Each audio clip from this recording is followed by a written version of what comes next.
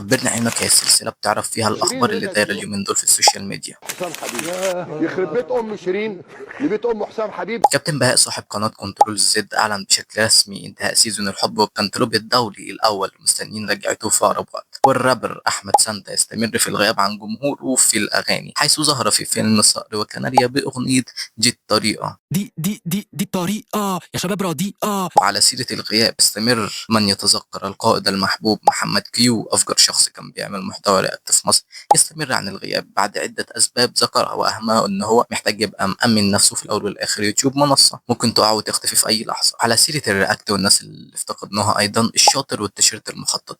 الشاطر اللي فشل في دراسته، جاب 51% في الثانوية العامة، يا رب اللي ما عملش اشتراك ولايك لغاية دلوقتي يجيب زيه أو ابنه يجيب زيه. كان محتوى الشاطر فاجر والله، وإديتور جامد كده زي أبو حجي، كان لسه ما دفعتلوش الفلوس. بس الشاطر اختفى، والأسباب إن اليوتيوب الربح مش حلو خالص للعرب زي ما احنا عارفين، واتجه للاستريمات على منصة كيك. وعنده قناة على اليوتيوب بالمناسبة بينزل عليها الاستريمات وهكذا. كل الروابط أي حد اتكلمت عليه في الوصف. ونيجي ليحيى عزام، العائد بقوة لليوتيوب، والشغف رجع بعد ما اتجوز، والآراء الديسكوردية عادت أيضا.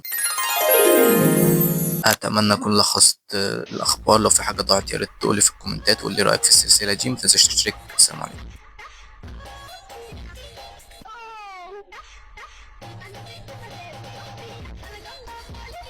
لبيت ام شيرين لبيت ام حسام حبيب لبيت ام عمرو اديب. عايز حاجه تانية؟